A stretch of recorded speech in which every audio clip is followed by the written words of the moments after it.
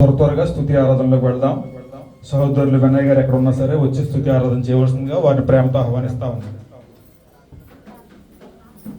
దయచేసి స్తుతి ఆరాధన నిమిత్తమై వాక్యము నిమిత్తమై ఎవరైనా ప్రేరేపించబడిన వారు ప్రార్థన చేయవలసిందిగా ప్రేమతో ఆహ్వానిస్తా ఉన్నాం. స్తోత్రమునైనా స్తోత్రమునైనా స్తోత్రమునైనా మహాపరిశుద్ధుడా, మహోన్నతుడా, సర్వాధికారి, సకల ఆశీర్వాదాలకు కారణభూతుడ మా ప్రియ పరలోకపు తండ్రి, నీ ఘనమైన బలమైన శ్రేష్ఠత మహోన్నతమైన నామానికి కోట్లాది వందనాలు స్తుతులు స్తోత్రములు ప్రభువా. గడిచిన శుక్రవారం నుంచి శుక్రవారం వరకు నీ సజీవని రెక్కల చాటున మమ్మల్ని కాశీ దాసి భద్రపరుస్తుంది. నీకు వందనాలు స్తుతులు స్తోత్రములు ప్రభువా. ఇదిగో నేను ఎంత దనుకునైనా ప్రభా, నా తండ్రి పాడిన పాటల్లోని ప్రత్యేక పాటల్లో మీరు ఉన్నందుకు నీకు వందనాలు ప్రభా. ఇదిగో ఆరాధనలో వెళ్తుండగా ప్రభా, ఆత్మమైన దేవా నీకే వందనాలు స్తుతులు స్తోత్రములు ప్రభా. నీ పరిశుద్ధ ఆత్మ ప్రతి ఒక్క బిడ్డ మీద కుమ్మరించండి ప్రభువా. అలాగేనైనా నా తండ్రి ఆరాధనలు నడిపిస్తున్న బిడ్డని కూడా మీరు జ్ఞాపకం చేసుకోండి ప్రభువా. కొలతలేని ఆత్మతో ప్రతి ఒక్క బిడ్డని నింపండి ప్రభా. ఈ ఆవరణం అంతా నీ ఆత్మతో పరిశుద్ధ ఆత్మతో నింపండి ఆయన.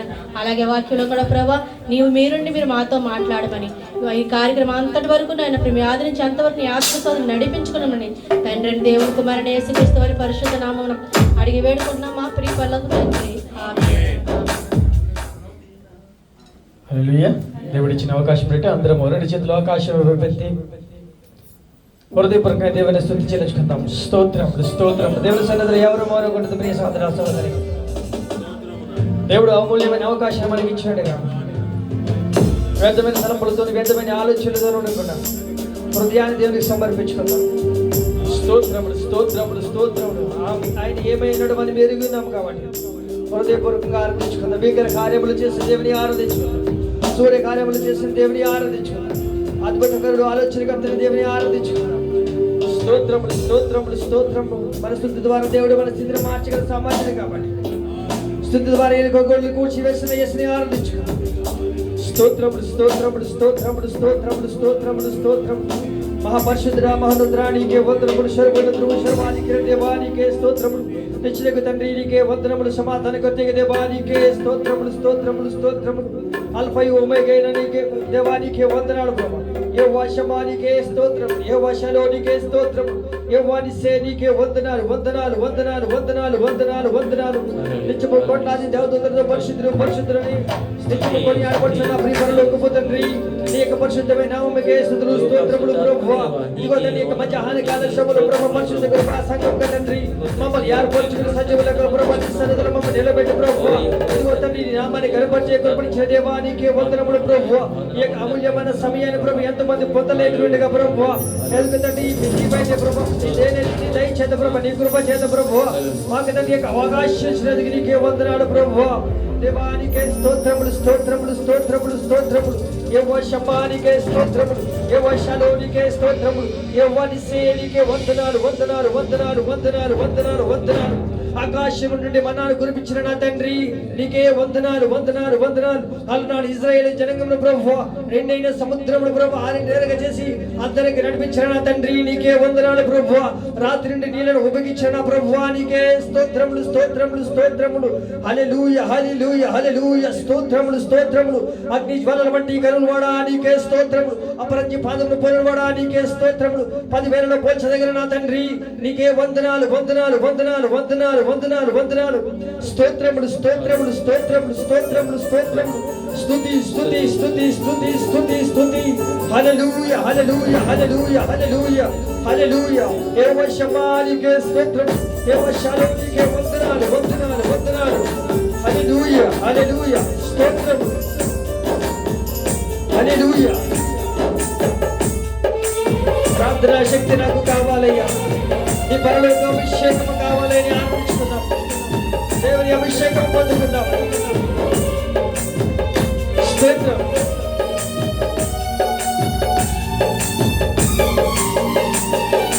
ప్రార్థనా శక్తి నాకు కావాలయ్యా. నీ పరలోక అభిషేకం కావాలయ్యా. ప్రార్థనా శక్తి నాకు కావాలయ్యా. నీ పరలోక అభిషేకం కావాలయ్యా. యేసయ్యా కావాలయ్యా. నీ ఆత్మ అభిషేకం కావాలయ్యా. యేసయ్యా కావాలయ్యా. నీ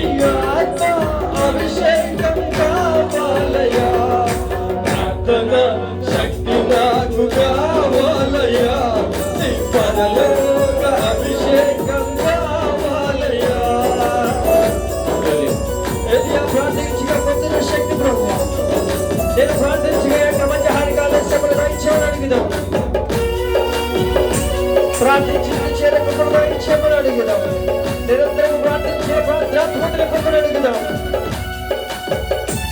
స్తోత్రం.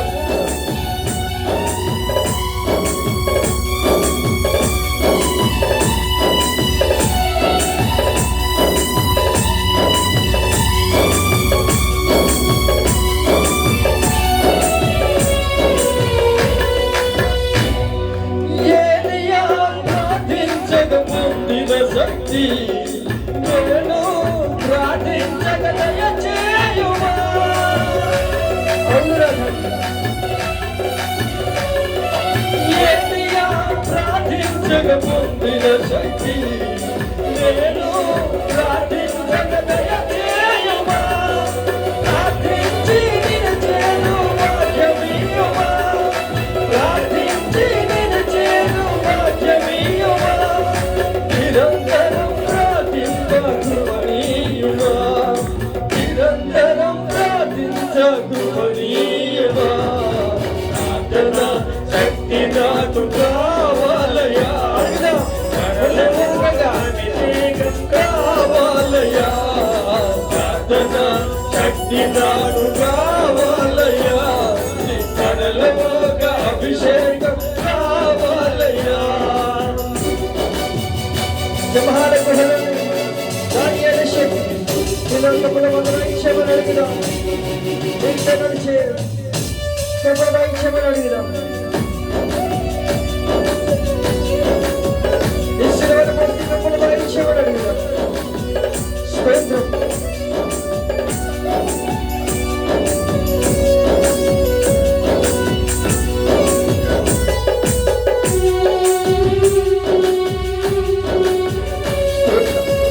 వందనాలు.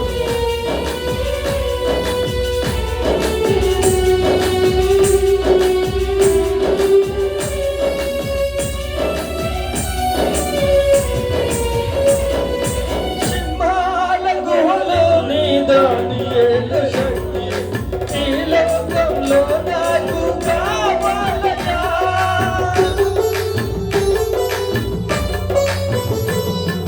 సింహాల గుహలో నీ దానియేలు శక్తి ఈ లోకంలో నాకు కావాలయా.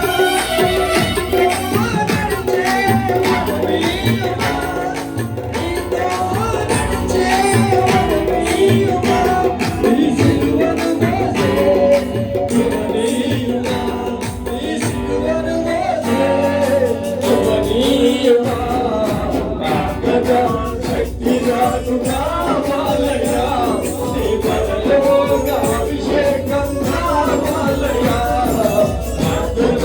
శక్తి నాకు కావాలయా. నీ పరలోక అభిషేకం కావాలయా.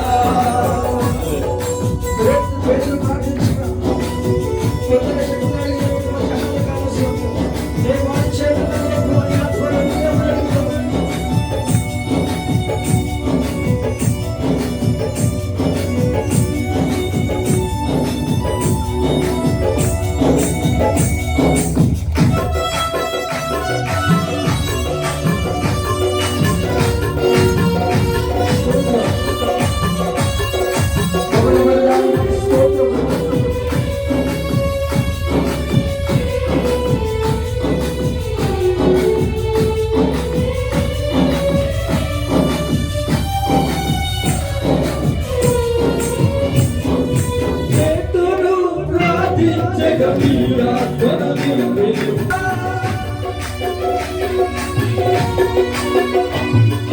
పేతురు ప్రార్థించగా నీ ఆత్మను నింపెను. వాడు జోలెల్ల నీరాడేవా. చిన్న వయసులో అభిషేకించినవా. చిన్న వయసులో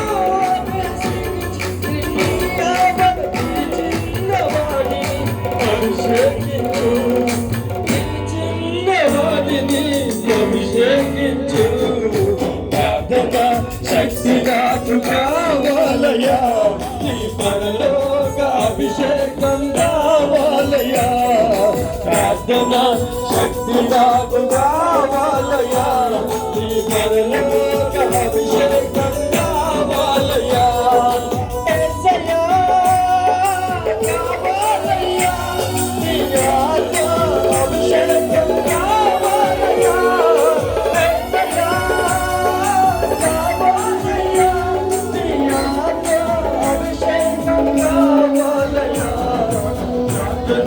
శక్తి నాకు కావాలయ్యా, నీ పరలోక అభిషేకం కావాలయ్యా, ప్రార్థన శక్తి నాకు కావాలయ్యా, నీ పరలోక అభిషేకం కావాలయ్యా. యేసయ్యా కావాలయ్యా, నీ ఆత్మ అభిషేకం కావాలయ్యా. యేసయ్యా కావాలయ్యా, నీ ఆత్మ అభిషేకం కావాలయ్యా.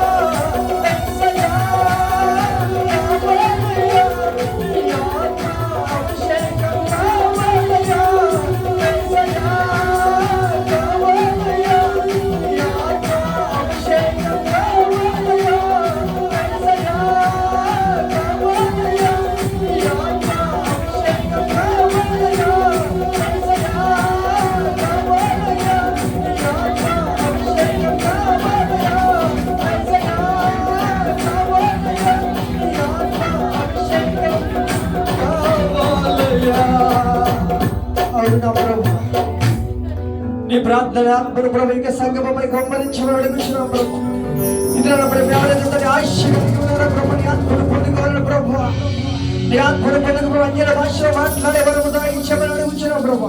నీ ఆత్మను పొందుకు ప్రభు, స్వస్థత చేసే ఆత్మను దాయించమని అడుగుతున్నాం ప్రభు. నీ ఆత్మ ద్వారా ప్రవచనాలు చెప్పి ఆత్మను దాయించమని అడుగుతున్నాం ప్రభు. తండ్రి నీకే వందనాలు ప్రభు. నీ ఆత్మను పొందుకోవడానికి వాక్య చాతుర్యం పొందుకోవడానికి కూడా దాయించమని అడుగుతున్నాం ప్రభు.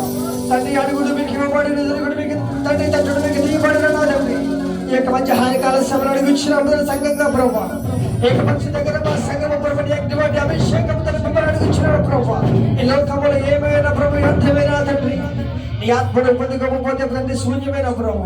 నీ ఆత్మను పొందుకోలేకపోతే నేను నరకానికి మాత్రమైపోతాము నా తండ్రి. సహాయం ఉదయించమని అడుగుతున్నాం ప్రభు. ప్రియ సహోదర సహోదరి, ఆశ కలిగి అడుగు దేవుని నీకు ఇవ్వాలని ఆశ కలిగి అడగమని, మనకి ప్రతి ఏమడుగుతామని ఆలోచిస్తూనే ఉన్నాడు. ఇద్దరిని అడుగుతాం ప్రభు. ఇంతవరకు కాలసారమైన కోరుకున్నాడు తండ్రి. ఈ యొక్క మంచి హానికాల సమయంలో ప్రభు నీ ఆత్మను ఇచ్చేమని అడుగుతున్నాడు ప్రభు. ఈ సంఘంలో తండ్రి ప్రార్థనల ద్వారా నీ నామాన్ని గర్భాచి నీ ఆత్మను ఇచ్చేమని అడుగుతున్నాడు ప్రభు. ఆత్మను పొందుకుని ప్రభు నీ నామాన్ని గర్భంగా ఇచ్చేమని అడుగుతున్నాడు ప్రభు. ఆత్మను పొందుకుని ప్రభు నీ ఆరాధించగా ఇచ్చేమని అడుగుతున్నాడు ప్రభు. స్తోత్రం స్తోత్రం స్తోత్రములు ప్రభు. మహాపరిశుద్ధుడు నీకే వందనములు ప్రభు. దయగల తండ్రి నీకే వందనములు ప్రభు. ఏ అర్హతలు మాకు లేకపోయిన ప్రభు, సంవత్సరం అంతయు కాచి కాపాడు ప్రభు. ఎక్కడి సంబరణలో తండ్రి నేను ఆరాధించడానికి గురించి ధన్యతను బట్టి నీకే కోట్లాది స్తోత్రాలు ప్రభు. ఈ ఆఖరి వరములు ప్రభు నిన్ను స్తుతించడానికి నువ్వెంతో కృపణించావు ప్రభు. ఇది నాడు చూడలేక ఎంతమంది మృతులైనారు ప్రభు. మృతులు ప్రభు ఎంతో మంది నరకానికి పాత్రులైనారు ప్రభు. ఆయన మమ్మల్ని ఏర్పరచుకుని తండ్రి, మా పాపములు విడిచిపెట్టే ప్రభావాన్ని పవిత్రంగా నేను జీవించడానికి తండ్రి నువ్వు కృపా కనికరమ దయచేసి నిత్యమని నామాన్ని కనిపించుకోవడం దయచేయమని అడుగుచున్నావు తండ్రి. స్తోత్రం స్తోత్రం. మహాపరిశుద్ధుడు మహోన్నతుడైన మా ప్రియపరలోకపు తండ్రి, నీ పరిశుద్ధ నామముకి స్తుతులు స్తోత్రములు ప్రభువా.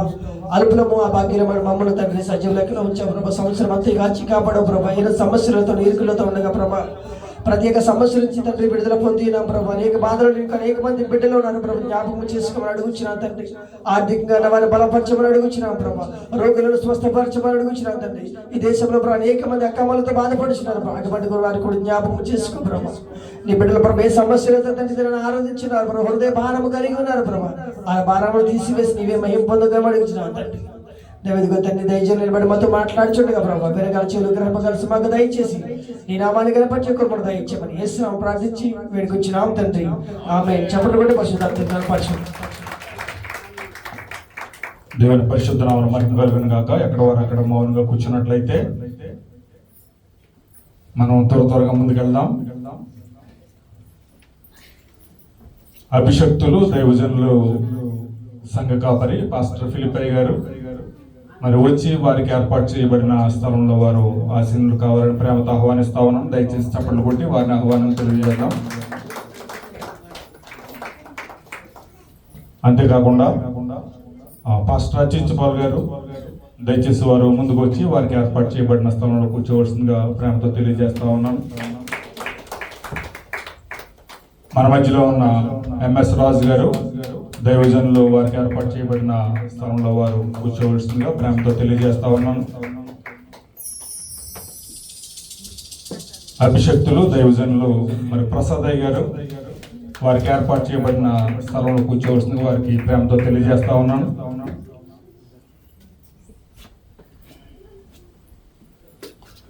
ఈరోజు ఒక ప్రత్యేకమైన రోజు, మీకు ఎవరికైనా ఐడియా ఉందా? ఈరోజు చివరి శుక్రవారం. ఇంకా మనం ఎన్ని తిప్పలు పడినా ఎన్ని శ్రమలు పడినా ఈ శుక్రవారం మళ్ళా చూడలేము. కాబట్టి 2024 సంవత్సరం చివరి శుక్రవారం నుండి 2025వ సంవత్సరం చివరి శుక్రవారం వరకు మరి దేవుడు మనందరినీ తన అపారమైన రెక్కల చోటున భద్రపరిచి కాచి కాపాడి మరి సంవత్సరం అంతా మనల్ని అందరినీ కూడా దేవుడు దీవించి ఆశీర్వదించి మరి ఆయన కృప మనందరి పైన చూపినందుకు స్తుతులు స్తోత్రాలు చెల్లిస్తూ ఒకసారి గట్టిగా హల్లెలూయా చెప్దాం. దేవునికి మహిమ కలుగును గాక. మరి ఈ చివరి శుక్రవారము చివరి వర్తమానం మనం వినబోతా ఉన్నాం. మరి దైవజనులు ప్రసాదయ్య గారిని నిలబెట్టుకుని దేవుడు వారి ద్వారా మనతో ఏం మాట్లాడబడుతున్నారో మరి మనం ప్రార్థనా పూర్వకంగా కనిపెడదాం. వారికి సమయాన్ని అప్పగిస్తా ఉన్నాం.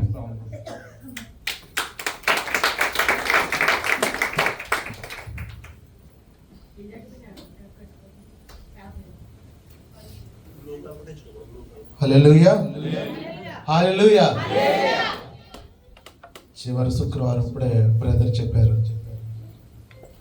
చివరి శుక్రవారం వచ్చేసరికి కుర్చీలు కొంచెం ఖాళీ అయింది. జనం బిజీగా ఉన్నారు అనుకుంటా సెలబ్రేషన్స్ లో. అయితే దేవునికి మహిమ ఘనత ప్రభావం. మనం ఇక్కడ ఉండవలసిన వాళ్ళు కాదు. మన శక్తి, మన ఆలోచనలు, లేదంటే మన తలంపుల ద్వారా ఆయన సన్నిధికి మనం చేరలేము. ఎందుకంటే ఆయన సన్నిధి చాలా గొప్పది. మోషేకి సెలవిచ్చాడు ఇజ్రాయేల్ ప్రజలకి, నీవు కొండ మీదకి వచ్చినప్పుడు కొండ సమీపంలో మనిషి అయినా పశువైనా ఏదైనా సరే దాన్ని తాకకూడదు. అంత గొప్ప దేవుడు మన మధ్యన ఉన్నటువంటి ఈ యొక్క సందర్భంలో మనం తాకగలమా? మనం నిలబడగలమా? అందులోకి 360 రోజులు అనుకుంటా, ఇంకా 4 రోజులు అయిపోతుంది, 3 రోజుల్లో న్యూ ఇయర్ అయిపోతుంది. ఈ దినాలన్నీ దేవుడి కాచి కాపాడాడు. దేవుడి స్తోత్రం, హల్లెలూయా. నేను ఎప్పుడు కూడా ఇద్దరు వ్యక్తులకి ఈ విషయం చెప్పేవాడిని ఎక్కువగా. ఒకటి ధనలక్ష్మి గారికి, రెండోది మా అమ్మగారికి. అమ్మ, ప్రతిరోజు మనకి ఈ రోజు పొద్దున్నే లేచి కళ్ళు తెరిసామంటే ఒక బహుమతి. దేవుడు మనకి ఇచ్చినటువంటిది ఏంటి? ఒక గిఫ్ట్.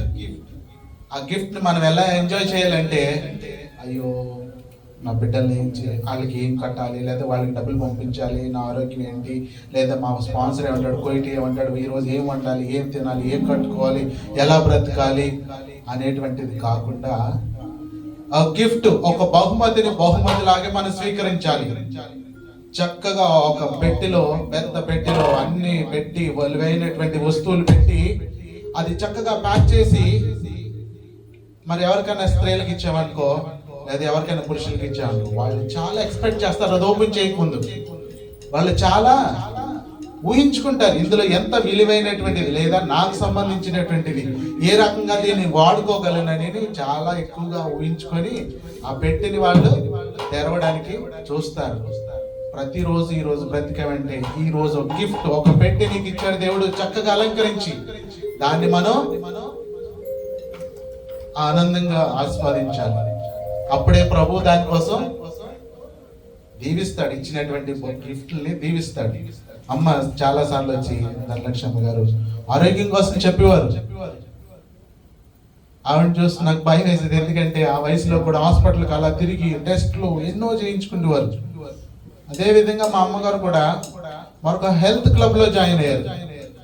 ఆ హెల్త్ క్లబ్ కి ప్రతి నెల 12,000 రూపాయలు ఖర్చు పెట్టేవారు.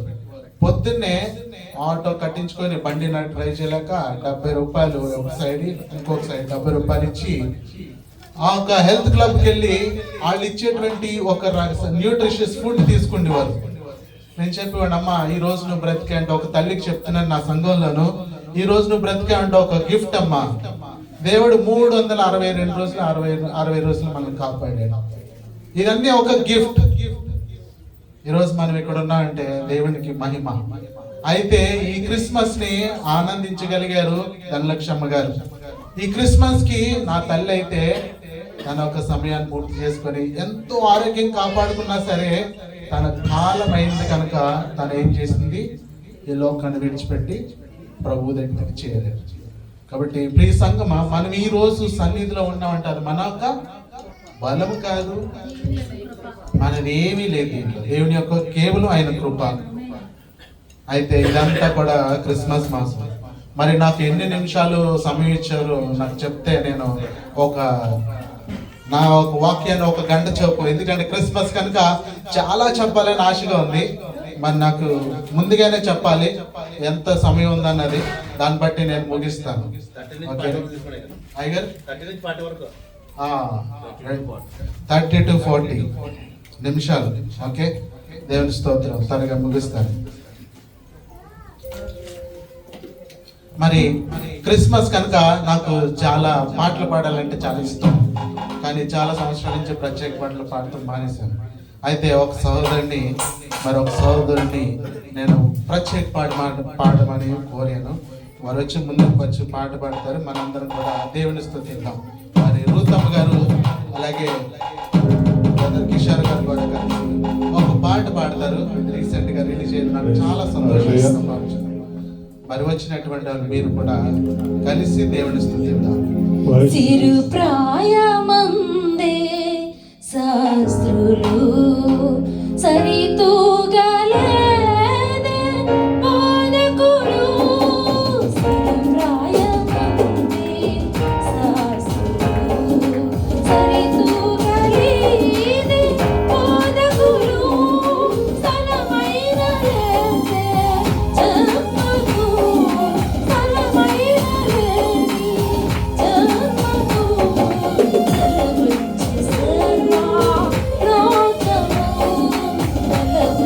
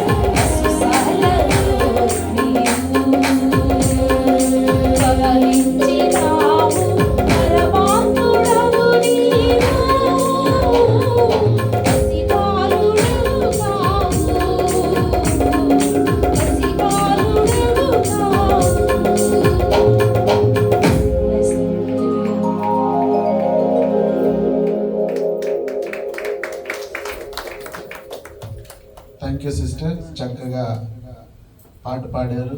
ప్రభు అయిన యేసుక్రీస్తు ఏ రీతిగా జన్మించారు అనేటువంటి ఆ ఒక పాట రూపంలో మీరు తెలియజేసినందుకు దేవుడు మిమ్మల్ని దీవించి ఆశ్రయించిన గాక. ఆమేన్. మరి మనం ఈ నెలంతా కూడా దేవుని యొక్క పుట్టుక కోసం చాలా చోట్ల వింటా ఉంటాం. ఎవరు పుట్టారండి? యేసు ప్రభు. యేసు ప్రభు, జీసస్, యేసు అనగా దానికి అర్థం ఏంటి? రక్షకుడు. రక్షకుడు ఎవరి కోసం వచ్చాడు? మన కోసం వచ్చాడు. ఎందుకు వచ్చాడు అయినా? నేను ఎక్కువ ప్రశ్నలు అడుగుతూ ఉంటాను, మీకు తెలుసు. ఎందుకంటే మీరు బెల్లు కొట్టేనే ప్రశ్న చెప్పగలరు. ఏమాత్రం కొంచెం కొనికేసినా సరే నా ప్రశ్న మీకు అర్థం కాదు, జవాబు రాదు. మనందరినీ రక్షించుటకు ప్రభు అయిన యేసుక్రీస్తు వారు ఈ లోకానికి వచ్చి ఉన్నారు. ఆయన రాకకి ఒక మంచి బ్రదర్ ఎక్కువ ఆఫ్ చేశాను. ఆయన రాకకి ఒక అర్థం ఉంది. ఎందుకంటే ఆయన మనందరినీ కూడా ప్రేమించారు. ఆయన మనల్ని ప్రేమించిన తర్వాత ఆయన మనల్ని సృజించారు. సృజించేసి ప్రేమించలేదు, ఫస్ట్ ఆయన ప్రేమించారు. నరుణ్ణి ప్రేమించి దాని తర్వాత ఏం చేశారు? అతన్ని సృష్టించారు. ఆయన చేతులతో ఆయన మనల్ని తయారు చేసుకున్నారు. సో నేను ఈ లోకంలోనూ ఒక ప్రత్యేకత, రాత్రి చెప్పుకున్నాం కదా, ఒక యూనిక్. మీరు నేను కూడా ఒక యూనిక్. యూనిక్ అంటే ఒక స్పెషల్, ఒక ప్రత్యేకత. నీవు నేను ఈ లోకంలో ఉన్నామంటే అదొక ప్రత్యేకత.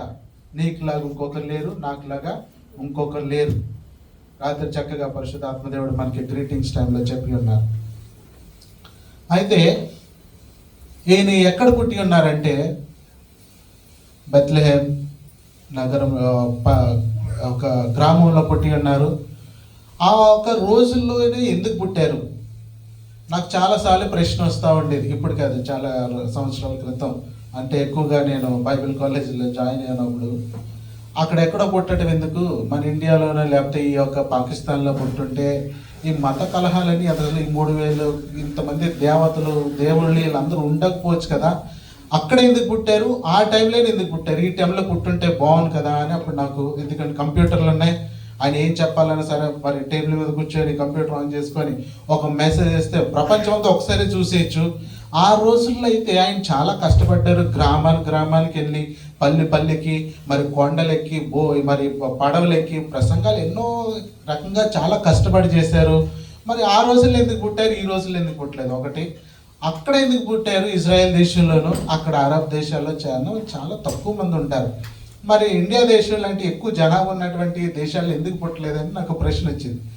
అయితే అది ప్రభు చిత్తం. అది ఆయన ఎక్కడ పుట్టాలో స్థలము, టైము, సమస్తము కూడా ఆయన వశములు ఉన్నాయి కనుక ఆ యొక్క ప్రకారంగా ఆయన పుట్టి ఉన్నారు. అయితే మనం లూకా సువార్తలో చూసినట్లయితే లూకా సువార్త 2వ అధ్యాయము మొట్టమొదటి వచనంలో చూద్దాం. ఆ దినములలో సర్వలోకమునకు ప్రజా సంఖ్య, చాలమ్మా, ప్రజా సంఖ్య. ఆ ప్రజా సంఖ్య అంటే మనకి తెలుసు కదండి, జనాభా లెక్కలు. మరి ఎంతమంది మనం జనాభా లెక్కల్లో, నేను కోవిడ్కి వచ్చిన తర్వాత ఒకసారి నేను ఇండియా వెళ్తే జనాభా లెక్కలు తీసుకున్నారు. ఆ జనాభా లెక్కల్లోనూ నా పేరు రాయించుకున్నాను అనుకున్నా, నేను బ్రతికే ఉన్నాను, ఇండియా తెలుస్తుందని అనుకున్నాను. అయితే మన అందరి పేర్లు కూడా జనాభా లెక్కలు ఉంటాయి. ఎందుకంటే మన పాస్పోర్ట్స్ పక్క డాక్యుమెంట్స్ తోటి ఈ దేశానికి వస్తాం కనుక. మరి ఆ రోజుల్లోనూ జనాభా లెక్కలు ఎందుకు తీసుకుంటారు? జనాభా లెక్కలు మరి మోడీ ప్రభుత్వం వచ్చిన తర్వాత సెన్సస్ అంటే జనాభా లెక్కలు తీసుకోవాలని ఒక జారీ ప్రకటించారు, ఒక గవర్నమెంట్ జీవో. ఈ జనాభా లెక్కలు తీసుకోవడానికి గల కారణాలు ఏంటంటే అసలు ఎంతమంది ఉన్నారో, ఎంతమంది జనం ఉన్నారు, ఎంతమంది ఈ యొక్క కులము లేదంటే ఇప్పుడు కులము మతము ఏదైనా ఎక్సెట్రా ఏమున్నాయో తెలుసుకోవడానికి జనాభాలు ఎంతమంది ఉన్నారని ఇప్పుడు చెప్తా ఉంటారు. 100 కోట్లు, 120 కోట్లు. ఇప్పుడు దగ్గర ఇండియా దేశం 150 కోట్ల దగ్గరికి జనాభాలు పెరిగిపోతున్నారు. అయితే ఆ రోజులు ఎందుకు తీసుకున్నారు జనాభా లెక్కలు? ఎందుకంటే ముందు మనం చూసినట్లయితే ఆ యొక్క దేశం లేదంటే ఆ యొక్క ప్రాంతం అంతా కూడా ఎవరు పరిపాలిస్తున్నారండి? కైసరు, రోమా ప్రభుత్వం వాళ్ళని పరిపాలిస్తుంది. పరిపాలించేటువంటి వాళ్ళకి స్వేచ్ఛ ఉందా? వాళ్ళ రాజు పరిపాలిస్తలేదు. ఎవరండి? యూదా రాజు పరిపాలిస్తలేదు. కానీ పక్క దేశపు రాజు ఎవరిని పరిపాలిస్తున్నారు? దేవుడి యొక్క జనాంగాన్ని పరిపాలిస్తున్నారు. ఆ ఒక పరిపాలనలో ఎలా ఉంటుంది? చక్కగా మనకి ఇష్టం వచ్చినట్టు రూల్స్ ఉంటాయా? మనకి స్వేచ్ఛ అనేది ఎటువంటిది ఉండదు. మన దేశం దాటి వేరే దేశం వస్తే మనం అనేటువంటి రూల్స్ మనం ఇక్కడ పాటించాలి. ఇక్కడ ఉండాలంటే పాటించాలి. నేను పాటించను, నేను చేయనంటే నీ బ్యాగ్ సదురుకొని నువ్వు నీ దేశానికి వెళ్ళిపోవాలి. ఆ రోజుల్లో ఆ ఒక రాజు లేదంటే ఆ ఒక గవర్నమెంట్ చెప్పినటువంటి ఆ రూల్స్ అన్ని పాటించాలి. ఆ గవర్నమెంట్ మరి పరిపాలిస్తుంది, ఓడించింది, రాజును ఓడించి పరిపాలిస్తుంది కనుక అవి ఎలా ఉండి? చాలా కఠినంగా ఉండి. మరి అదే సమయంలోనూ వీళ్ళు ట్యాక్స్ ఎందుకు తీసుకున్నారు? పన్ను కట్టాలి. పన్ను ఎటువంటిది? పన్ను అంటే ఏంటి? మనం కష్టపడి సంపాదించినటువంటి ధనముల నుంచి కొంచెం గవర్నమెంట్కి చెల్లించాలి. మరి మనం ఇక్కడ కూడా చాలా రకరకాల ఇన్సూరెన్స్లు అవి ఇవి కడతాం. అదే రకంగా మరి ఆ యొక్క రాజు కాకుండా పక్క దేశపు రాజు పరిపాలించేటప్పుడు ఆ యొక్క ప్రదేశం లేదంటే ఆ ప్రజలు ఎలా ఉంటారు? ఉక్కిరి బిక్కిరిమని ఉంటారు. ఎందుకంటే ఆ ఆర్మీ ఎప్పుడు వస్తుందో తెలియదు. వాళ్ళు పక్క దేశపు ఆ ఒక లేదంటే పెద్దవారు లేదంటే ఆ పక్క దేశంలో ఉన్నటువంటి ఆ ఒక పరిపాలించేటువంటి రాజ్యంలో ఉన్నటువంటి వాళ్ళు ఎవరు వచ్చినా, సైన్యం వచ్చినా ఎవరు వచ్చినా సరే చాలా భయపడాలి. వాళ్ళు ఉక్కు చైన్ అంటారు కదా, ఉక్కు గొలుసులతో కట్టి ఉండేటువంటి ఒక పరిస్థితిలో వాళ్ళు ఆ రోజుల్లో ఉండేటువంటి వారు. అప్పుడు అదే సమయంలోనూ అటు క్రీస్తు ముందు, క్రీస్తు శకం, క్రీస్తు తర్వాత, క్రీస్తు మరణం తర్వాత లేదా క్రీస్తు పుట్టక ముందు ఆ ఒక్క సమయం అంట చాలా భయంకరమైనటువంటి సమయంలో ఉండేది.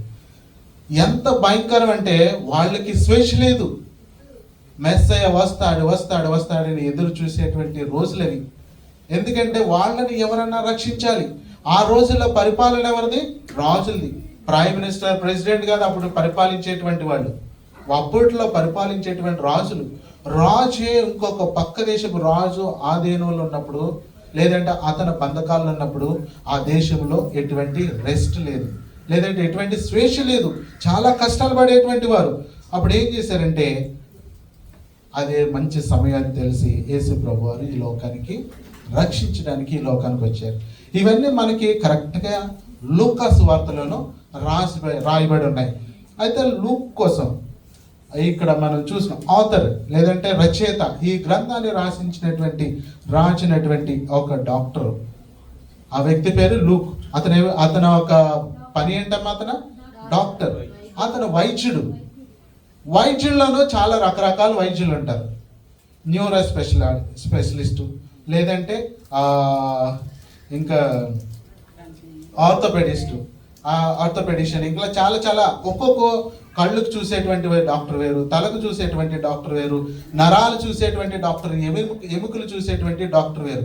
మరి అయితే ఈ డాక్టర్ ఎవరంటే మరి స్త్రీలకి లేదంటే గర్భం ధరించినటువంటి స్త్రీలకి వైద్యం చేసేటువంటి డాక్టర్, గైనిక్ డాక్టర్ అంటారు, గైనకాలజిస్ట్.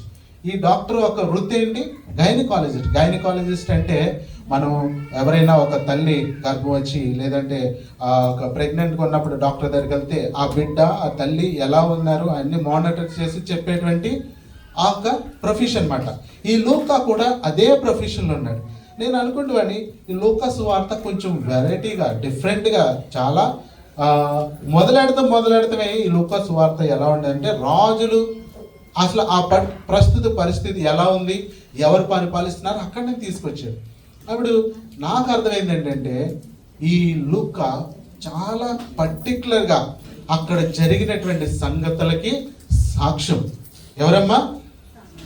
ఇప్పుడు మిమ్మల్ని అడిగామనుకో, మా కడుపులో మీ ఇంటి దగ్గర ఏం జరుగుతుంది అనుకోండి, కరెక్ట్గా పిన్ టు పిన్ చెప్తారు, కరెక్ట్గా జరిగింది. ఎందుకంటే మీరు అక్కడ అన్ని చూసి మీ కళ్ళతో చూసి వచ్చారు కనుక మీరు చెప్పగలరు, మేము చెప్పలేము. మీరు చెప్పిందే మేము ఇంకోళ్ళు చెప్పాలి. సో ఆ రోజుల్లో ప్రస్తుత పరిస్థితుల్లోనూ లూకా గారు అక్కడ ఉన్నారు.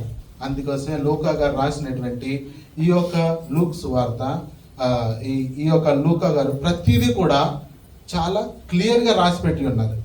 అయితే ఈ సెన్సస్ కోసం చూసినట్టయితే మనకు ఆ టైంలో పొలిటికల్గా రాజకీయంగా కూడా ఏమాత్రం కూడా స్వేచ్ఛ లేదు, చాలా ఒత్తిడిలో వీళ్ళందరూ కూడా ఉన్నారని చూస్తున్నాం. మనకి ఇక్కడ చూసినట్లయితే ఒక్క ప్రవచనం నెరవేరినట్టు మనం చూస్తాం. మీకా గ్రంథం నుంచి 5వ అధ్యాయము 1, 2, 3 చూద్దామా. సమూహంగా కూడుదానా? చెప్పు. సమూహంగా కూడుము. శత్రువులు మన పట్టణము ముట్టడి వేయుచున్నారు. వారు ఇశ్రాయేలు న్యాయాధిపతిని కర్రతో చెంప మీద కొట్టుచున్నారు. బెత్లెహేమ ఎఫ్రతా, యోదావారి కుటుంబంలో నీవు స్వల్పమైనను స్వల్ప గ్రామమైనను, నా కొరకు ఇశ్రాయేలును ఏలబోవాడు నీలో నుండి వచ్చును. నా కొరకు మీలో నుంచి 50 మరి మళ్ళీ ఒకసారి చదవండమ్మా. ఇశ్రాయేలు వేలబోయేవాడు అంటే ఇశ్రాయేల్ పరిపాలించబోయేవాడు మీలో నుంచి ఒకరు వస్తారు అని చెప్పేసి చాలా ఇక్కడ ప్రవచనం ఆయన రాకముందే ఎక్కడి నుంచి వస్తారు, ఆయన వచ్చి ఏం చేస్తారు అనేటువంటి ప్రవచనం మనం చూస్తున్నాం. ఆయన ఈ రకంగా ఈ యొక్క ఇజ్రాయేల్ దేశాన్ని పరిపాలిస్తారనేటువంటిది, ఆ దేశాన్ని అంటే ఆ ప్రజలు ఎలా రక్షిస్తారనేటువంటిది మనం చూస్తున్నాం. అయితే మనం ఇంకా కొంచెం ముందుకు వెళ్ళిన తర్వాత మనం చూసినట్లయితే లూకాసు వార్త 1:27 నుంచి 29 వరకు.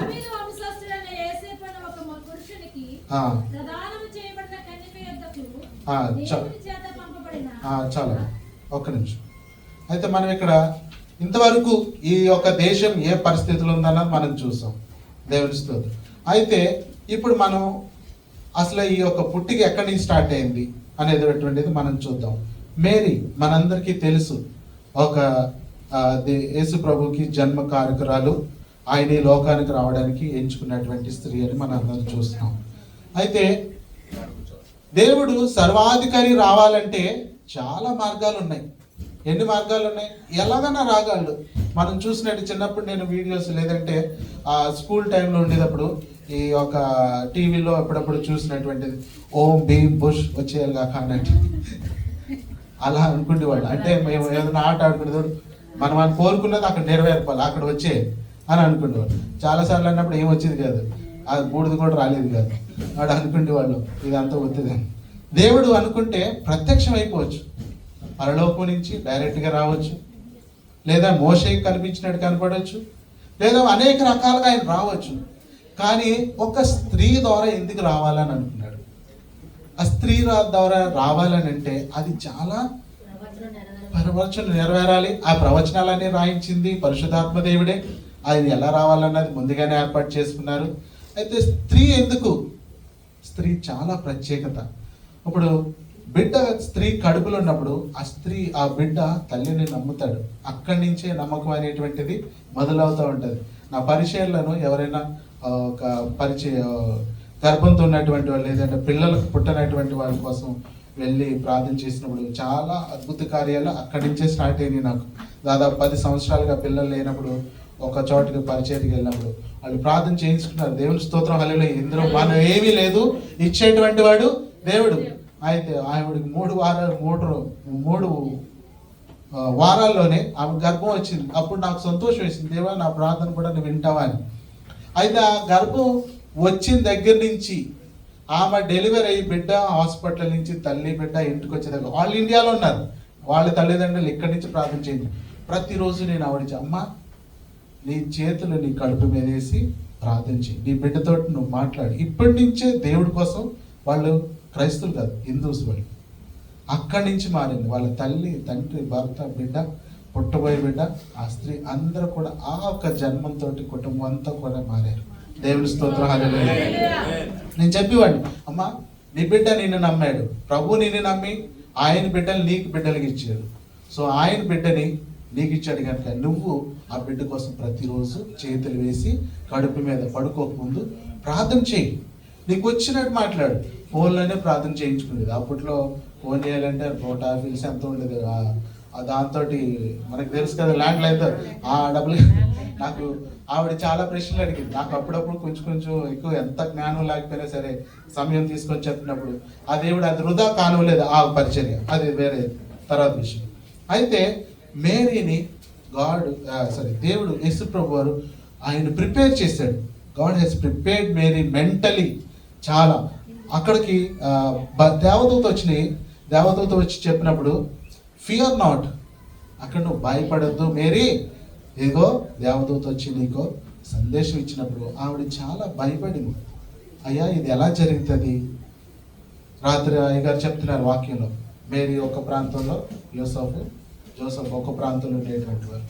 ఆ రోజుల్లోనూ ఈ వ్యభిచారం అనేటువంటిది చాలా పెద్ద పాపం. అది వ్యభిచారం అనేటువంటి చాలా చిన్నది కాదు. అది ఎవరైనా దొరికితే వాళ్ళు ఏం చేసేవారంటే రాళ్ళతో కొట్టి చంపేసి, అంటే గాయపరిచేదిలో లేదు, ఆ రాయి ఒక్కొక్కటి తల మీద అక్కడెక్కడ తగులుతుంటే ఎలా ఉంటుందంటే, అది మనకి ఒక చిన్న రాయి తగిలితేనే బూట్లో షూలో రాయి వెళ్తేనే దాన్ని తీసేదాకా నిలబడం. మనం రాళ్లతో కొట్టి చంపేటువంటి రోజుల్లోనూ ఒక పరిశుద్ధాత్మ దేవుడు దూతను పంపించి, ఇదిగో అమ్మా నీ గర్భంలో ఒక శిశువు జన్మిస్తాడు, ఇంకా అయ్యా నాకు పెళ్లి కాలేదని. పెళ్లి కాదు, ఇది పరిశుద్ధాత్మ ద్వారా నీవు పొందేటువంటి వరము.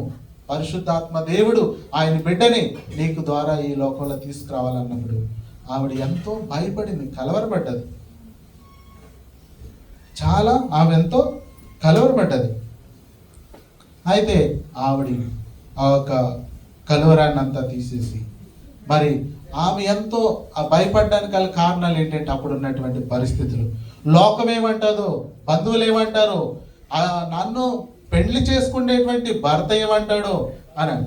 కానీ పరిశుద్ధాత్మ దేవుడు ఒక్కొక్క కార్యం చేయాలంటే ఆయన ఒక్కొక్క కోణంలోనే ఆలోచించాడు, అన్ని కోణాల్లోనూ ఆయన ఆలోచించాడు. ఎందుకంటే సర్వ సృష్టిమంతుడు, సర్వాధికారి అయిన. సో మేరీని కూడా ఆ రకంగానే తయారు చేశాడు. మరి మేరీ ఎంతో సిద్ధపడి ఆ బిడ్డని ఆ కడుపులో మోస్తున్నప్పుడు మొట్టమొదటిగా ఈ బిడ్డని చూసి లేదా తాకి ఈయన యేసు ప్రభువే అని కన్ఫామ్ చేసేటువంటి ఒక అవకాశం, అదృష్టం కూడా ఎవరికి దక్కిందండి? స్త్రీకే దక్కింది. ఎవరు ఆవిడ చూసి కన్ఫామ్ చేశారు? హన్నా. దేవుని స్తోత్రం, హల్లెలూయా. హన్నా ఏం చేసింది? మేరీ దగ్గరకు వచ్చి నెలలు నెడుతున్నప్పుడు ఆ కడుపు మీద చేయి వేసి, ఎలిజబెత్ వచ్చి ఆ కడుపు మీద చేతులు వేసి ఈయన లోకరక్షకుడని కన్ఫర్మ్ చేసింది. అంత అదృష్టం ఎవరికి ఇచ్చాడు? మళ్ళీ స్త్రీకి ఇచ్చాడు. ఏది లేదా భర్త లేదా ఆయన తాకినట్టు, యోసఫ్ తాకినట్టు ఎక్కడ పరిశుద్ధ గ్రంథంలో రాయలేదు. దేవుడు స్త్రీకి అంత బహుమతి లేదా అంత ఇంపార్టెన్స్ ఇచ్చారు. మన సంఘంలో ఎక్కువగా స్త్రీలు ఉన్నారు కనుక నేను ఈ యొక్క పాయింట్ని చాలా క్లియర్గా మీ దగ్గర తీసుకురావాలనుకుంటున్నాను. ఎందుకంటే దేవుడు స్త్రీల్ని ఎంతో ప్రేమిస్తారు. ఎందుకంటే ఆయన మీకు ఇచ్చినటువంటి ఇంపార్టెన్స్ చాలా అనంతం. అది స్త్రీని ఎంతగానో ప్రేమించాడు దేవుడు. ఆయన సృష్టిలో అందమైనటువంటి రూపం, అందమైనటువంటి సృష్టి స్త్రీ. పురుషులను అయితే కార్యాలు చేయించారు, అంటే ఆయన కార్యాలన్నీ జరగడానికి పురుషులు తక్కువని అంటలేదు నేను. అయితే స్త్రీని దేవుడు ఎంతగానో ప్రేమించి ఆయన ఆ వండర్ఫుల్ ఆపర్చునిటీ, గర్భంతో ఉన్నప్పుడు ఏ స్త్రీ దగ్గరికన్నా ఒక వ్యక్తి వెళ్ళి అమ్మ కడుపు మీద చేసి ఎలా ఉన్నారు, బిడ్డ ఎలా ఉన్నారు అన్నప్పుడు వారు ఎంతో సంతోషిస్తారు. వారి ముచ్చట్లు ఎంతో ఆనందంగా ఉంటాయి, ఒకరినొకరు ఎంకరేజ్ చేసే రీతిగా ఉంటాయి. దేవుడు పరిశుద్ధాత్మ దేవుడు ఆ కట్టి అవకాశం మరి ఆ యొక్క స్త్రీకి ఇచ్చారు. ఈ యొక్క పరిస్థితులను యోసెఫ్ కూడా ఎంతో ఒత్తిడిలోకి వెళ్ళాడు. యోసెఫ్ మరి తన పెండ్లి కాకుండా కేవలం ఏమైంది, వాళ్ళిద్దరి మధ్యన ఒక మాటలు మాత్రమే జరిగినాయి. ఏమని? ప్రధానం. మన భాషలో ప్రధానం జరిగింది, ఎంగేజ్మెంట్ మాత్రమే జరిగింది. అయితే ఎంగేజ్మెంట్ జరిగి పెళ్లి జరగకుండా అప్పుడే భార్య గర్భం మోస్తుందని అంటే ఏమంటారు? మనం ఆ మాటలు మనం ఊహించలేము. కానీ యోసెఫ్ కూడా ఏం చేశాడు? దాన్ని అంగీకరించాడు. దేవుడు మన జీవితాల్లో ఏదైనా కార్యం చేయాలనుకున్నప్పుడు అది మనకి అంత ఇష్టంగా ఉండకపోవచ్చు, పురుషులైన దాన్ని మనం అంగీకరించాలి. ఎందుకంటే యోసెఫ్ ఆ రోజు అంగీకరించకపోయినట్లయితే, అంగీకరించకపోవడం అనేది ఉండదు. దేవుడు ఒకసారి ఆయన ఒక ఆలోచన వచ్చిందంటే ఆయనకు కూడా ఎంతగానో వివరించి, పరిశుద్ధాత్మ దేవుడు వివరించి ఆ దేవదూత ద్వారా యోసెఫ్ను కూడా ఆయన ఎంతగానో సిద్ధపరిచారు. దేవుని స్తోత్రం, హల్లెలూయా. ఈ రోజుల్లో కూడా పురుషులమైన మనం ఏదైనా ఒక కార్యం మన వల్ల లేదా కుటుంబంలో భార్య పట్ల కానీ ఏదైనా వచ్చినట్లయితే కుటుంబం పట్ల కానీ మనం అధైర్యపడకూడదు. పరిశుద్ధాత్మ దేవుడిని మనం ఎప్పుడు కూడా కనుక్కోవాలి, ఆయన సన్నిధికి మనం తీసుకొని వెళ్ళాలి.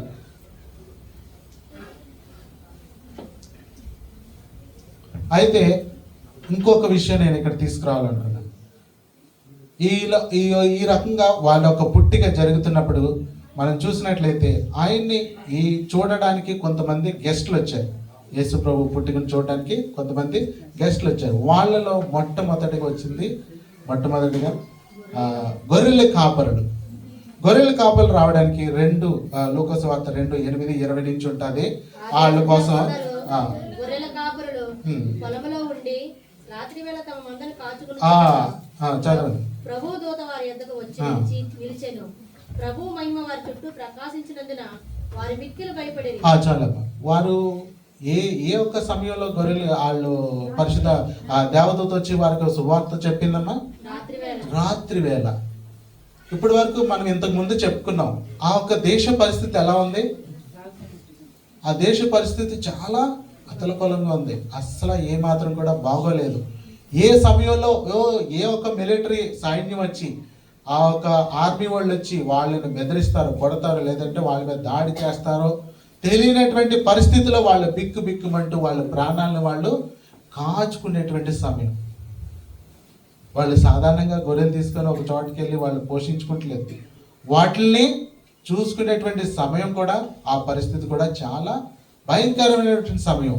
ఆ మధ్యరాత్రులు లేదా రాత్రి వేళలోనూ పరిశుద్ధ ఆ దేవదూత వచ్చి వారికి సువార్త చెప్పినప్పుడు వాళ్ళు మిక్కిలి భయపడినట్టు పరిశుద్ధ గ్రంథంలో రాసిపెట్టారు. ఎందుకంటే వాళ్ళు ఎందుకు భయపడ్డారంటే రాత్రి వేళ ఒకటి, రెండోది ఆ ఒక దేశ పరిస్థితులు సరిగా లేవు. వాళ్ళ మీద ఎవరైనా దాడి చేయడానికి వచ్చారేమో, లేదంటే వాళ్ళకి ఏదైనా ఆపద కీడి జరుగుతుందేమో అని వాళ్ళు ఎంతో భయపడి ఉన్నారు.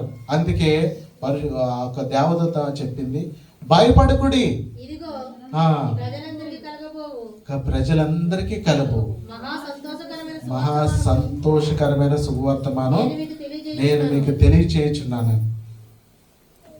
ఆ ఒక దేవదూత చెప్పినప్పుడు వారు ఎంతగానో సంతోషించారు. నాకు చాలాసార్లు క్వశ్చన్ వచ్చేది, మరి దేవదూతలకి ఈ యొక్క గొర్రెల కాపర్లకి దేవదూత వచ్చి ఈ శుభవార్త చెప్పినప్పుడు వాళ్ళు ఏం చేశారు?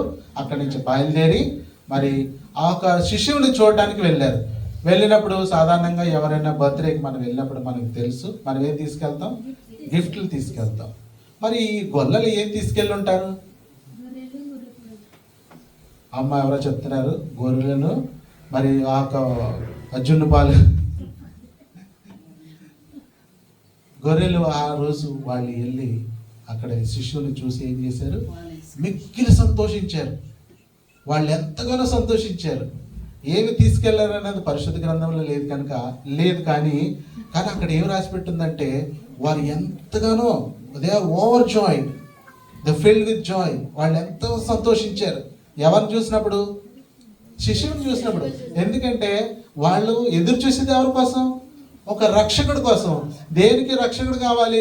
వాళ్ళ బంధకాల నుంచి, వాళ్ళు ఉన్నటువంటి ఆ ప్రస్తుత పరిస్థితి నుంచి వాళ్ళని విడుదల చేయడానికి ఒక సేవియర్ కోసం వాళ్ళందరూ చూస్తున్నారు. అటువంటి పరిస్థితులను మరి వాళ్ళు ఒక జీసస్ ఎప్పటి నుంచో చూసేటువంటి మెస్సయ్య వచ్చినప్పుడు వాళ్ళకి ఏ రకమైన సంతోషం ఉంటుంది? మహా సంతోషం.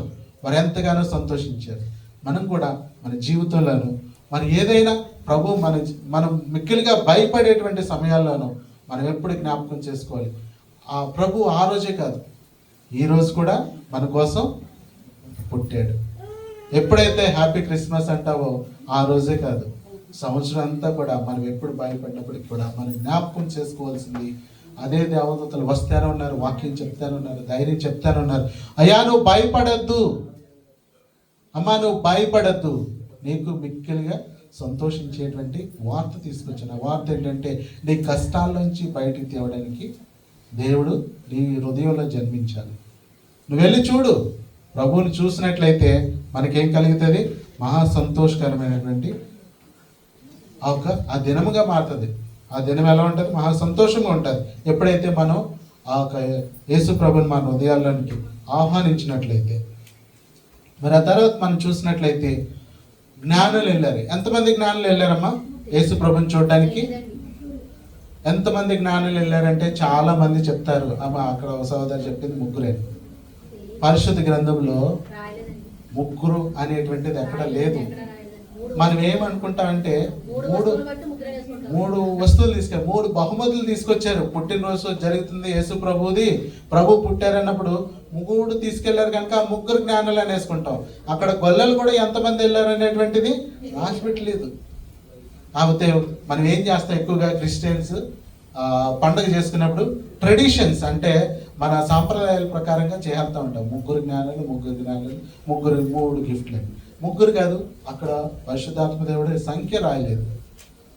వాళ్ళు లూకా గారు రాసిపెట్టిన దాంట్లో ఎంతమంది వెళ్ళారు అనేటువంటిది రాయలేదు. ఆయన చక్కగా క్లియర్గా చెప్పి ఉన్నారు, తూర్పు దేశం నుంచి జ్ఞానులు వచ్చి ఉన్నారు. జ్ఞానులు అంటే మెగ్గి అంటారు. మెగ్గి పరిశుద్ధ గ్రంథం ఏ ఒక్క భాషలోంచి తర్జుమా చేయబడ్డదండి? హెబ్రీ గ్రీక్ భాష నుంచి తర్జుమా చేయబడ్డది ఇంగ్లీష్లోకి, ఆ తర్వాత మిగతా భాషల్లో. మరి మనం చూసినట్లయితే తెలుగులో కూడా ఉంది, ఇంగ్లీష్లో కూడా పాట ఉంటుంది, వి త్రీ కింగ్స్ ఆఫ్ ఓరియంటైర్ అని. ఓరియంటైర్ అనేటువంటిది ఒక దేశం అప్పట్లో.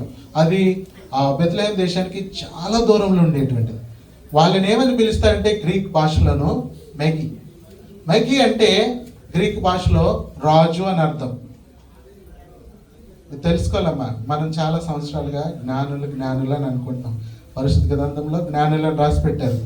కానీ తర్జుమాలో మనకి కొంచెం వేరుపాటు వస్తూ ఉంటుంది. మనకు తెలుసు కొన్ని పదాలు అర్థాలు మారుతూ ఉంటాయి. హీబ్రూ భాషలో ఒకటి ఉంటుంది, అలాగే గ్రీక్ భాషలో ఒకటి. మెగ్గి అంటే రాజు. మరి రాజు పుట్టినప్పుడు ఎవరు రావాలి?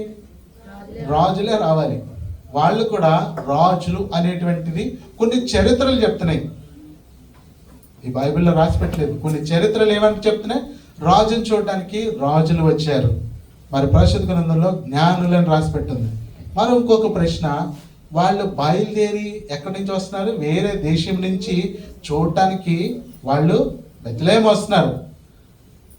అది వాళ్ళు ఏ రకంగా వస్తున్నారు? దేని ఆధారం తీసుకొని? పరిశుద్ధ గ్రంథం చదివి ప్రవచనాలు అన్ని నెరవేరినాయి. అప్పుడు పరిశుద్ధాత్మదేవుడు వారికి సంధించి వారికి ప్రేరేపణ ఇచ్చిన తర్వాత వాళ్ళు బయలుదేరి ఒక చుక్కను చూస్తూ సాయంత్రటి ఒక చుక్క వాళ్ళని డైరెక్షన్, ఒక స్టార్ వాళ్ళని నడిపించింది. అయితే మనం చూసినట్లయితే అది ఎక్కడి వరకు తీసుకొచ్చింది? బెత్లెహేం వరకు. నాకు చాలాసార్లు అనిపిస్తుంది, బెత్లెహేం వరకు వచ్చి అక్కడ ఏమైంది? వాళ్ళు అసలు రాజు దగ్గరికి ఎందుకు వెళ్ళారు? హేరోదు రాజు దగ్గరికి ఎందుకు వెళ్ళారు? వాళ్ళు తిన్నగా ఆ పాక ఎక్కడ ఉందో, వేరే దేశం నుంచి తీసుకొచ్చినటువంటి చుక్క ఆ ఒక గ్రామానికి వచ్చిన తర్వాత అక్కడ ఎందుకు ఆగిపోవాలి? అది నేరుగా తీసుకొని వెళ్ళి పశువుల పాకలో ఆగొచ్చు కదా. లేదంటే ఆ యేసు ప్రభు ఎక్కడ పుట్టారు అక్కడి వరకు తీసుకెళ్ళిపోవచ్చు కదా. ఈ గొల్లలు వచ్చినప్పుడు ఈ సందేశాన్ని చూసి వాళ్ళ కళ్ళతో చూసి వాళ్ళ ప్రాంతంలో ఉన్నటువంటి ప్రతి ఒక్కరు కూడా యేసు ప్రభు మెస్సయ్య పుట్టాడని వాళ్ళు చెప్పడం జరిగింది. ఈ యొక్క జ్ఞానులు వచ్చినప్పుడు మరి మనం ఎప్పుడు చూసినా రెండు తరగతి మనుషులు ఉంటారు ఈ సమాజంలో. ఒకటి గొప్పవాళ్ళు, ఒకటి పేదవాళ్ళు. పేదవాళ్ళు సువార్త అందడానికి నాకు తెలిసి ఆ గొల్లలందరూ కూడా ఆ గ్రామాల్లోనూ యేసు ప్రభు పుట్టారని చెప్పి. మరి రాజులకి ఎవరు చెప్తారు? పెద్ద అధికారులకి ఎవరు చెప్తారు? గవర్నమెంట్ అఫీషియల్స్కి ఎవరు చెప్తారు? ఆ జ్ఞానులు అక్కడి వరకు వచ్చి ఆ రాజు దగ్గరికి వెళ్ళకపోయినట్లయితే ఆ రాజుకి తెలియకపోయింది, ప్రవచనం నెరవేరకపోయింది. ఎప్పుడైతే రాజుకి తెలిసిందో వెంటనే ఆయన ఏం చేశారు? ఆయన జారీని అమలుపరిచి వెంటనే ఆ ఒక 2 సంవత్సరాల వయసు పిల్లలందరినీ కూడా హతమార్చడానికి, అది ప్రభు మహిమ కొరకు జరిగినటువంటి కార్యం. అది కాదు, కానీ రాజులకు కూడా తెలిసేటువంటి సంగత. దేవుడు మనం చాలాసార్లు అనుకుంటాం, అయ్యో నేను చాలా పేదవాళ్ళని, లేదంటే అంత చదువుకోలేదు, లేదంటే నేను నా స్పాన్సర్ కఫీల్ దగ్గరికి వెళ్ళి మా మేడంకి మా బాబాకి నేను సువార్త చెప్పలేనని అనుకుంటాం. బైబిల్లో చక్కగా ఒక చిన్న బాలిక ఎలాగ తన అధికారికి ఒక స్వస్థత పొందడానికి చేసిందో, లేదంటే ఒక చిన్న వ్యక్తులు కూడా వారు గొప్ప వారికి సువార్త ఏ రీతిగా పంచగలరు, లేదంటే మనం అనేక విధాలుగా దేవుని సువార్త ఎలా ప్రకటించగలం, ఆ గుడ్ న్యూస్ మంచి శుభవార్త ఎలా ప్రకటించగలం మనందరం కూడా చూడగలం. అయితే వీళ్ళు తీసుకొచ్చినటువంటి బహుమతులను 3 గిఫ్ట్స్ ఉన్నాయి. 3. ఒకటి బంగారము, సాంబ్రాణి, బోలము. బంగారం అనగా దేనికి సాదృశ్యం అండి? ఒక మహిమకు. రాజుల దగ్గర ఉంటుంది ఎక్కువ బంగారం. ఎందుకంటే వాళ్ళు ఆ రోజుల్లో రాజుల కిరీటాలు, వాళ్ళ బట్టలు, కుర్చీలు, లేదంటే ఆ సింహాసనం అంతా కూడా బంగారంతో ఉండేది. బంగారం అనేటువంటిది రాజత్వానికి చెందినటువంటిది. మన దేవుడు కూడా యేసు ప్రభువు ఈ లోకంలో పుట్టినప్పుడు దానికి సాదృశ్యంగా వాళ్ళు ఏం చేశారు? బంగారాన్ని తీసుకొని వచ్చారు. వాళ్ళు బంగారం తీసుకొని వచ్చి ఈయన రాజు అని వాళ్ళు అప్పుడే వాళ్ళు గుర్తించారు. కనుక వాళ్ళు బంగారం తీసుకొని, వాళ్ళు ఎన్ని కేజీలు తీసుకొచ్చారనేటువంటిది లేదా ఎంత తీసుకొచ్చారనేటువంటిది పరిశుద్ధ గ్రంథంలో రాయలేదు. కానీ ఒక గ్రంథాలు చెప్తున్నటువంటి 60 పౌండ్స్ అంటే ఈ రోజుల డబ్బుల్లో చూడాలంటే కొన్ని మిలియన్స్ డాలర్స్ అన్నమాట. మిలియన్స్ అంటే కొన్ని కోట్లు, కొన్ని లక్షలు, అంత బంగారం తీసుకొచ్చారంట. మరి అది ఎక్కడ పెట్టారో ఏం చేశారనేది తెలియదు. కానీ అంత బంగారం మనం అనుకుంటే ఒక పెట్టిలో తీసుకొచ్చేది. సాధారణంగా మనకున్నటువంటి మైండ్లో ఉన్నటువంటి ఒక పిక్చర్ ఏంటంటే కొంచెం బంగారం లేదంటే ఒక 10 గ్రాములు అలా ఇచ్చారేమో అని అనుకుంటాం.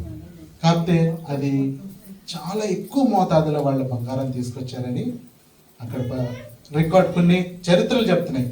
కాబట్టి మనం కూడా మన రాజు ఆ రోజు జ్ఞానులే ఆ బంగారం తీసుకొచ్చి ఇచ్చారు. కనుక మనం ఎప్పుడు కూడా ప్రభువుని జ్ఞాపకం చేసుకోవాలి. ఆయన రాజు. మనం ఎంతో విలువైనటువంటివి మనం ఇవ్వడానికి మన దగ్గర లేనప్పటికీ ఆయన కోరుకుంటే విలువైనటువంటి హృదయాన్ని మన దగ్గర ఇవ్వడానికి మన దగ్గర ఉంది. కనుక నువ్వు ఆ ఒక్క హృదయాన్ని ఇవ్వగలిగేది దేవుడికి ఎంతో మహిమకరం. అలాగే 2 ఉన్నాయి, నేను త్వర ముగిస్తాను, 2 నిమిషాల్లో ముగించేస్తాను. 2వ బహుమతి సాంబ్రాణి. సాంబ్రాణి దేనికి ఇస్తారండి? బోలము. సాంబ్రాణి, బోలము. నేను ఈ 2 త్వరగా చెప్పి ముగిస్తాను. సువాసనకి ఇస్తారు. ఒకటి బోలం అనేటువంటిది, సాంబ్రాణి అనేటువంటిది ఎవరైనా ఒక వ్యక్తి చనిపోయినప్పుడు ప్యూరిఫికేషన్, వాళ్ళని మరి శుద్ధి చేయడానికి, లేదంటే చిన్నపిల్లలు పుట్టినప్పుడు కానీ, అలాగే ఈ యొక్క ప్రత్యేకమైన కార్యక్రమానికి సాంబ్రాణి వాడతారని మనకి ఇక్కడ రాయబడి ఉన్నది. అయితే ఇంకోటి ఏంటంటే ఫ్రాంక్ ఇన్సెన్స్ అంటారు. అది దేనికి ఇస్తారంటే ఆయన ఒక డివైన్ నేచర్, ఆయన ఎంతో విలువైనటువంటి లేదంటే ఆయన ఉన్నతమైన స్థితికి అది గుర్తిస్తుంది ఫ్రాంక్ ఇన్సెన్స్ అనేటువంటిది, బోళం అనేటువంటిది. కాబట్టి మనం ఏది ఇచ్చినప్పటికీ ఆ రోజుల్లో జ్ఞానులు అనేకమైన రకాల బహుమతులు తీసుకొచ్చి ఇచ్చారు. ఈ రోజుల్లో మనమేమిస్తున్నాం అనేటువంటిది మనం జ్ఞాపకం చేసుకోవాలి. ఎందుకంటే ప్రభు పుట్టినరోజు చేయడానికి వచ్చినటువంటి ఈరోజు మనం కూడా ఏదో ఒకటి ప్రభుకి ఇవ్వాలి. క్రిస్మస్ చేసుకునేటువంటి నీవు ప్రభుకి నువ్వు దగ్గర నుంచి ఏదో బహుమతి ఆయనకి ఇవ్వాలి. అయితే ఏమి ఇవ్వగలవు, నువ్వు ఏమి ఇస్తావు, ఏమి ఇస్తే బాగుంటుంది అనేటువంటి ప్రశ్న మనం వేసుకోవాలి. ఎందుకంటే వచ్చి వెళ్ళిపోయేదట్టయితే అది మర్యాద కాదు. మనం ఏదో ఒకటి ప్రభుకి తిరిగి ఇవ్వాలి. ఇచ్చేటువంటి పరిస్థితుల్లో నువ్వు లేవు ఆర్థికంగా అయితే ప్రభు నీ దగ్గర నుంచి ధనం కోరుకుంటలేదు, లేదా ఇంకోటి నీ అందం, నీ వయసు, లేదా నీ చదువు ఇది కోరుకుంటలేదు. కానీ దేవుడు నీ దగ్గర నుంచి కోరేటువంటిది నీ మనసు. అదే బంగారం, బోలము, సాంబ్రాణి కన్నా ఎంతో విలువైనటువంటిది. అవి వస్తువులు. ఇవైతే దేవుడికి నేరుగా చేరేటువంటి హృదయం, ఆయన సన్నిధికి చేరేటువంటి హృదయం. కాబట్టి మనందరం కూడా జ్ఞాపకం పెట్టుకొని దేవుడి సన్నిధిలోను ఉండేటువంటి మనం, క్రిస్మస్ చేసుకునేటువంటి మనం మరి ఎల్లప్పుడూ కూడా ప్రభువుతోటి మనందరం కలిసి ఆయన కోరేటువంటి రీతిగా మనం జీవించినట్లయితే, ఆయన ఆశపడే రీతిగా మనం జీవించినట్లయితే ప్రభు ఎంతో సంతోషిస్తారు. ఈ వాక్యాన్ని దేవుడు దీవించి ఆశ్రయించను గాక. హల్లెలూయా. చక్కటిగా వివరించిన పాస్టర్ ప్రసాద్ గారిని బట్టి దేవుడు దీవించి ఆశీర్వదించి మహిమపరచును గాక. ఆమేన్. హల్లెలూయా. బరిలో చేసి ప్రతి బిడ్డ కూడా వచ్చి మోకరించాలని మనం చేస్తున్నాను. తొందరగా మనం ముగించుకోవాలి.